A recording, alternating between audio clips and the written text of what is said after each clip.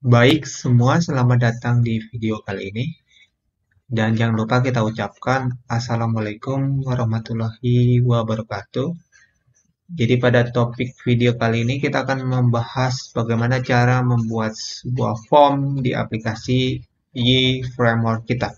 Oke, untuk pembuatan form, pertama kita harus siapkan dulu exam kita. Seperti biasa kita jalankan untuk Apache dan juga MySQL-nya.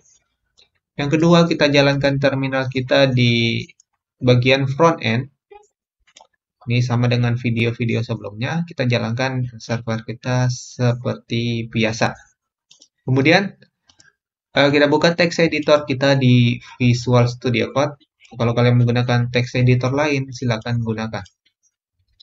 Kemudian kita arahkan ke dalam folder controller, tepatnya di app controller.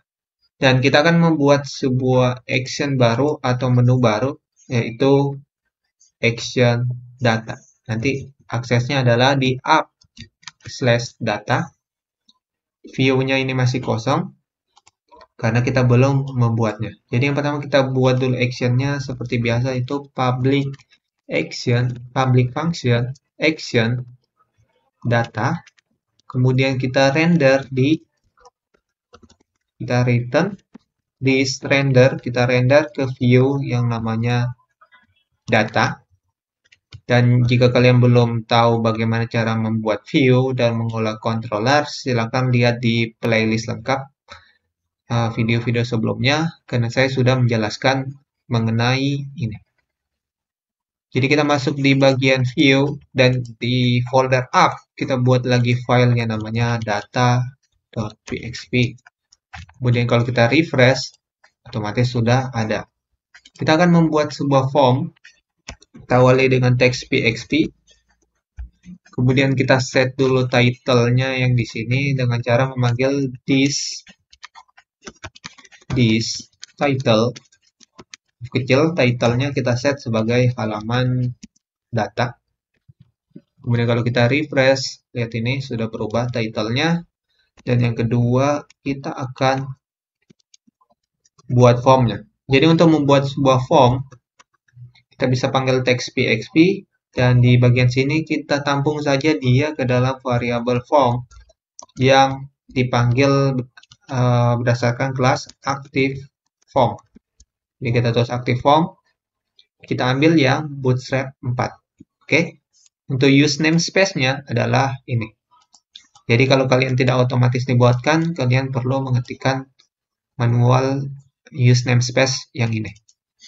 Kemudian kita begin atau kita mulai formnya. Dan kalau kita sudah mulai, kita perlu mengakhiri formnya. Kita panggil saja variabel form ini, terus form, kemudian kita tulis end atau kita akhiri. Kalau kita refresh di sini tampilannya tidak ada yang berubah. Untuk membuat fill-nya, kita ingin membuat sebuah kartu nama saja misalnya. Kita buat sebuah form kartu nama di mana dia membutuhkan nama, email, dan nomor HP.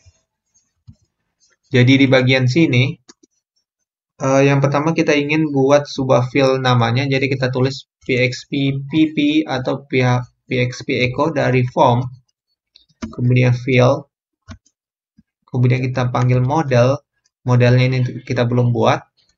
Atribut yang pertama adalah nama, dan kita butuh nama yang dimana text inputnya berupa text input.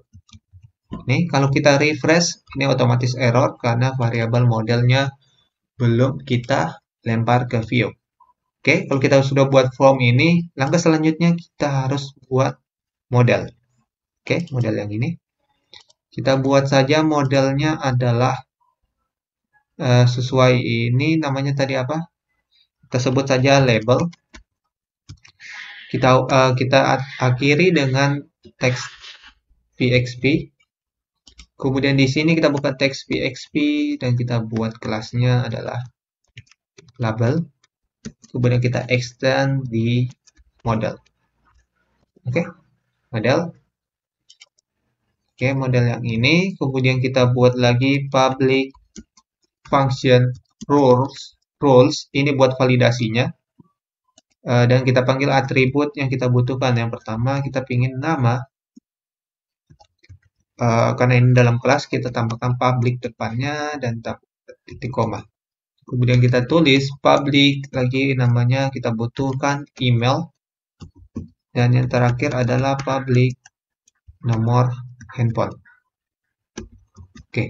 Kemudian di roles kita bisa set return. Kita atur aturannya. Yang pertama saya ingin buat namanya harus diisi. Jadi saya bisa tulis seperti ini, required. Selain nama, saya juga ingin, jangan lupa titik koma akhir array-nya. Saya ingin email juga harus diisi. Jadi saya tambahkan validasi di sini adalah email. Yang terakhir nomor HP juga harus diisi. Kemudian kalau di refresh, tidak ada yang berubah. Karena kita harus menggunakan label ini ke dalam controller kita. Jangan lupa yang terakhir kita gunakan namespace-nya front end models, kemudian titik koma. Kalau sudah, di sini kita bisa panggil model. Kita buat model diambil dari label. Lihat di atas, kita otomatis dibuatkan use namespace-nya. Kemudian kita panggil di sini adalah new dari label, atau kita instansiasi.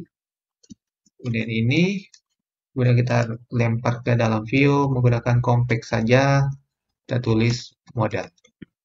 Oke. Kalau kita refresh, ya sudah berhasil. Dan kalau kita hover di sini tanpa kita mengisi, ya di sini validasinya sudah berjalan.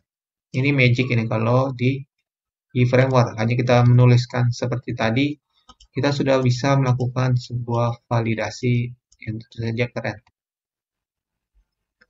Kemudian kita akan lanjutkan untuk atribut berikutnya. Atribut email dan nomor HP. Oke, jadi di sini kita copy saja 3 kali. Di sini untuk email, di sini untuk nomor HP. Kalau kita refresh, sudah terbuat 3. Validasinya juga sudah jalan. Kemudian untuk email, mungkin bisa kita tambahkan validasi tambahan. Di sini, tambahkan koma, kemudian kita panggil atributnya email. Validasinya adalah email.